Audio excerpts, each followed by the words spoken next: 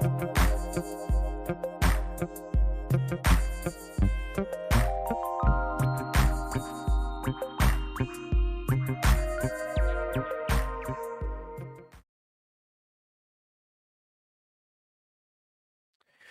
up, everyone? Welcome to the daily macro update for Tuesday, October 7th.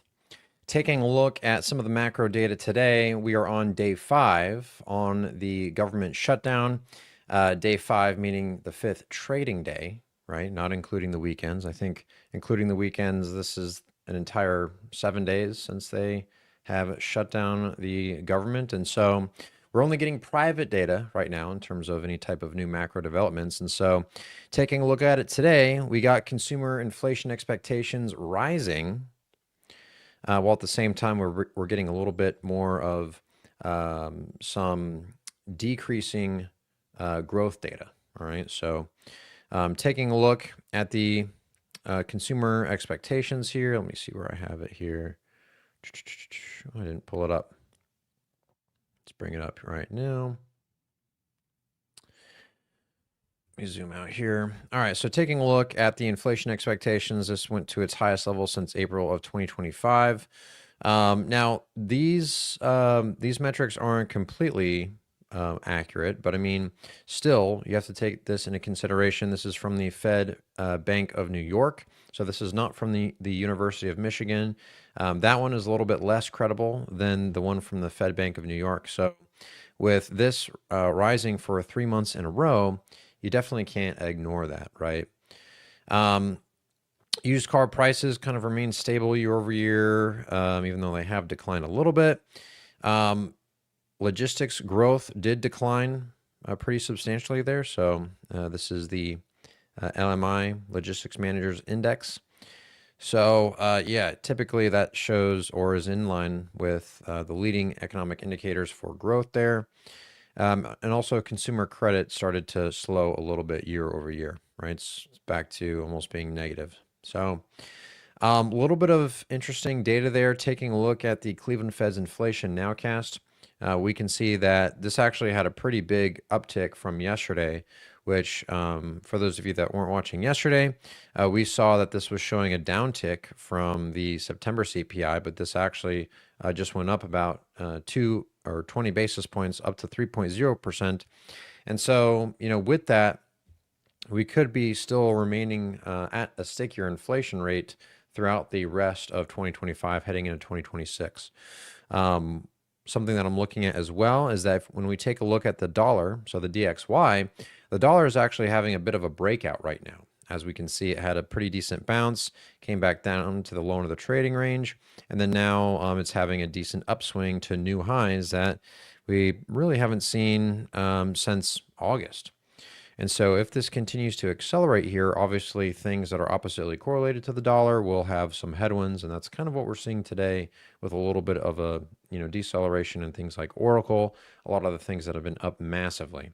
For those who are subscribed to our free daily index newsletters, as well as people in our macro investing community, they know that we've been taking some profits over the past couple days. So we got some opportunities here to add back lower on a dip. So we are welcoming this strength in both the dollar as well as bond yields. Bond yields, however, taking a little bit of a dip here, still remaining in bearish trend. We'll see what happens, but this could be more of a stagflation signal, right? So when you get inflation expectations higher while growth expectations lower, that is more of a stagflationary signal instead of a Goldilocks signal.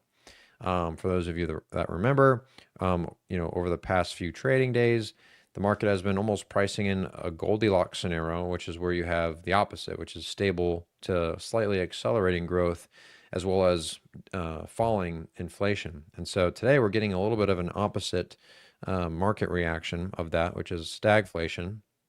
A little bit of a pop in the volatility index of the S&P 500. We'll see if that continues higher. If so, that's why we've been raising cash over the past couple trading days, while most people have been FOMOing in to a lot of the things that they missed out on, because the majority of the market sentiment right now is pretty bearish, which doesn't make any sense because we've been making new all-time highs for the past 5 months.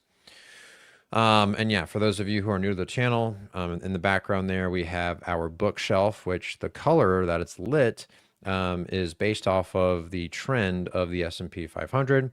Right now it's green, which means our team is bullish on the S&P. If it's yellow, that means we're neutral, meaning we're neither buying or selling it.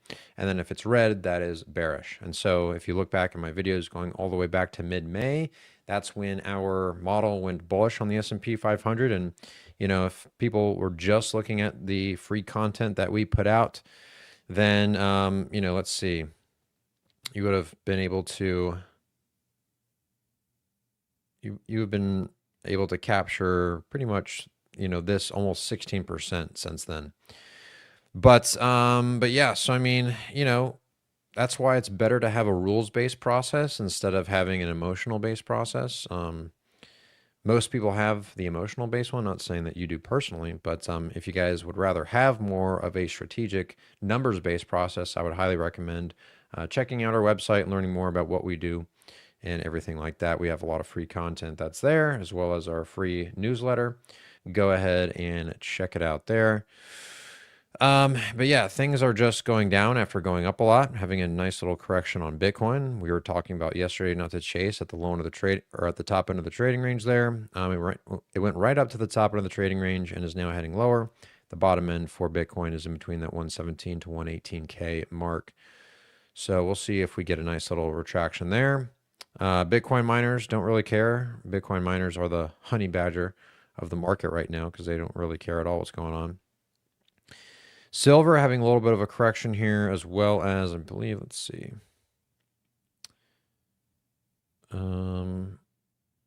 Gold continues higher, so silver having a bit of a correction. The main commodities that are up the most are natural gas, which we talked about, as well as palladium, aluminum, zinc. As you guys saw, or actually, I'm not sure if you guys saw, but Trump actually put in new tariffs on new and used commercial vehicles, which again, that's going to be a little bit of a headwind. But yeah, a lot of people forget that we're still getting new data on the enforced tariffs. So that's not really going away. It's just the market reaction has kind of gotten a little bit numb to the tariff news. But still, though, with all that being said, there is a over 94% chance that they're still going to cut by 25 basis points in the October meeting in a couple weeks. So we'll continue to monitor that there. But yeah, when we take a look at the yield curve, we're seeing interesting how a little bit of an acceleration in the 2-year, as well as, you know, remaining pretty sticky on the 10-year, although it has been coming down. If we take a look at, let's see.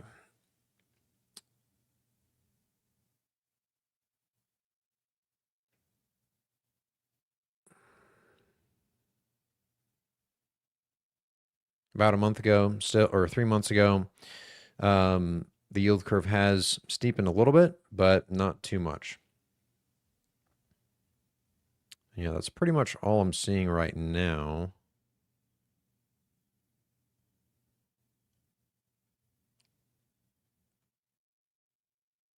Let me see when it comes to the mega caps. Things that have been going down have been having a little bit of a bounce, like Amazon as well as Broadcom. The ones that have been doing pretty well are having a bit of a correction today, such as Tesla and Google. So that's why we were selling some a little bit yesterday. And then, yeah, that's pretty much all I'm seeing right now. But yeah, things don't go up in a straight line. Things go down after they go up. When we take a look at the United States 5-year break-even inflation rate, though, you can see that it's having a little bit of a down day right now. So not sure why the consumer inflation expectations are going up, considering that the bond market is actually pricing in inflation continuing to go down. Again, if this starts to break down a lot lower, just like we saw, you know, back in the beginning of April of this year, if you have a large deceleration in the 5-year break-even inflation rate with a large decline in the 10-year, that's actually a recessionary signal. So again, for people who are celebrating inflation coming down, you have to understand that you have to make sure that it's within the context of a soft landing and not a hard landing, because in both scenarios, inflation does come down. It's just the rate at which that disinflation happens, if that makes sense. All right, so let's go ahead and get into some questions here. First one being on YouTube, Matthew Chow. Did Bitcoin go neutral in your model after today's price action? No, Bitcoin is still remaining bullish. So yeah, it does take a lot to get things to move and change trend. But yeah, to answer your question, no, it's still in a bullish trend. For this to go back to neutral, it would have to, probably close around like 115K, which would be a pretty decent move down, right? So yeah, nope, it's remaining bullish. Good question.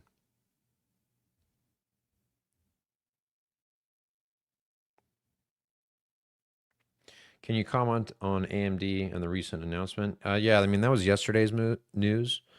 But yeah, I mean, it's just had a large spike up, and if you were able to get in beforehand, great. Definitely an amazing time to take some profits there.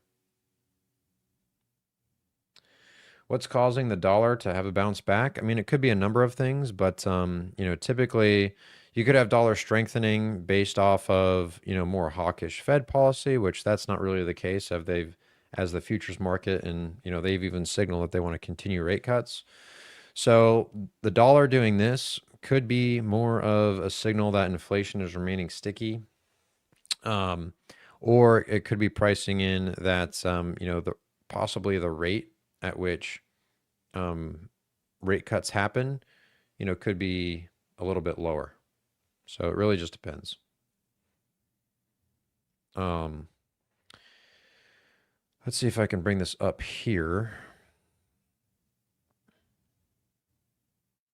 Yeah, so this is looking at the rolling correlations versus the S&P 500 on a 30-day basis, and as you can see, the dollar has actually been increasing in correlation. It still remains slightly negative, but it has been increasing in positive, or it has been increasing in correlation here. So, we'll see what happens. It's a little bit less of a negative correlation. So even if the dollar continues higher, it may not have as much as an impact on equities than it would be before. So we'll see what happens.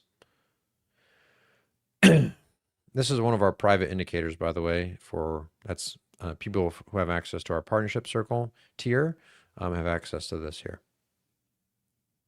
along with our trading range model. All right, let's go ahead and take a look at the TikTok chats here.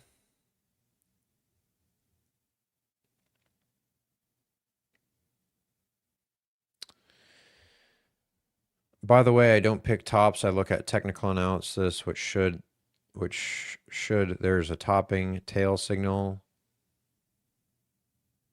Okay, well, I mean, technical analysis alone isn't going to tell you if a top is going to happen still. Solely relying on TA is just not the way to sustainably, make money in the markets over a long term. You have to use all three: technicals, fundamentals, and macro. But yeah, I mean, again, if you're saying that you don't pick tops, but you have an indicator that's showing you a top is in, so you are actually picking tops, right? And that's a dangerous thing, especially if you're trying to pick a top in something that's in a bullish trend.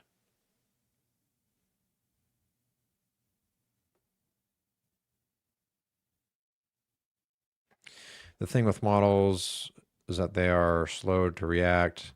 No, I don't think so as well. If you have like a day trading model, sure, if it's super short term, but if you have something like ours, which is, based off of a medium term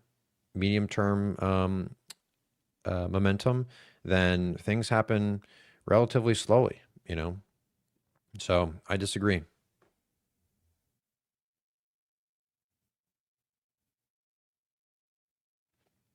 But I appreciate the comment there. But yeah, this is pretty interesting development with the dollar. That's probably the main, that along with the 10-year. Where is it here? That along with the 10-year and the 5-year break even. Those are probably the main ones that I'm looking at right now. But yeah, I mean, if you see a large drop in the 5-year break even, inflation rate as well as the 10-year, then that could be more of a recession signal, in which case, you might have a further correction in stocks, but that's kind of what the team's looking for.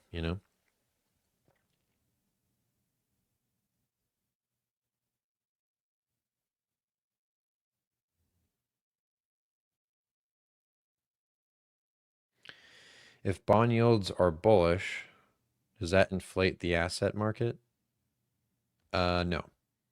So bond yields are currently bearish and assets are still heading higher. So no. Actually, bullish bond yields would have the opposite effect. It would actually be more of a headwind towards risk markets and equities.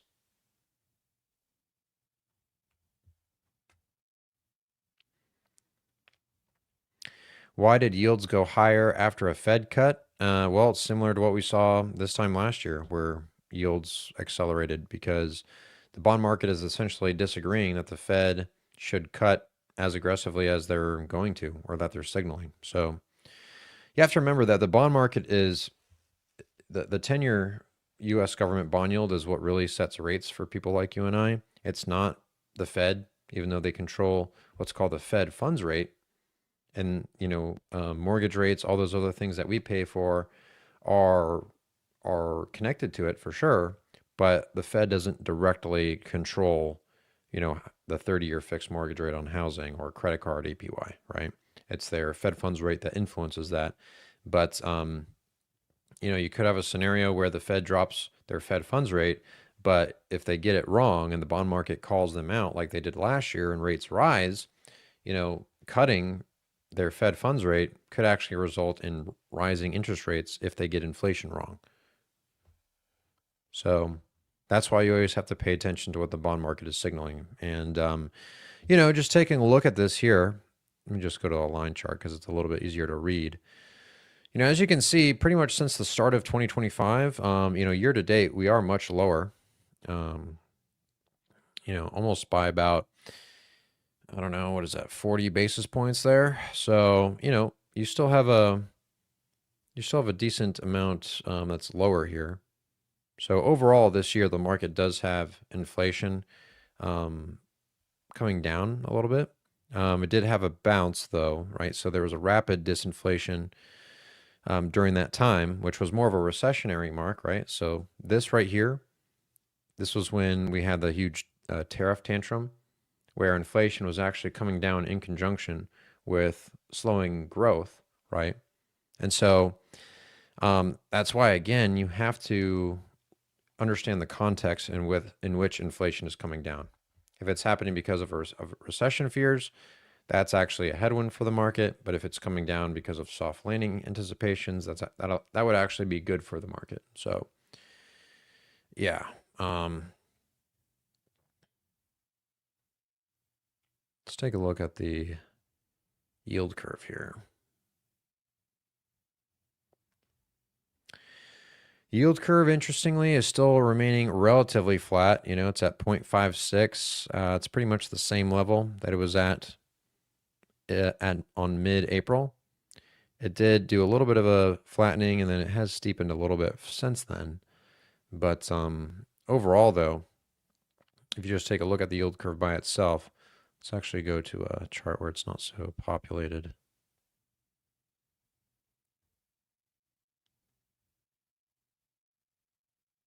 Where is it here?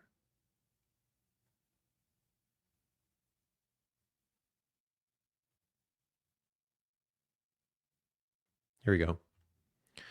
So, I mean, if you take a look at the yield curve, just, zooming out, you can see that it's pretty much remained relatively flat since April, right? To slightly rising. So, yeah, I mean, you haven't seen a huge breakout. So we'll see what happens from here.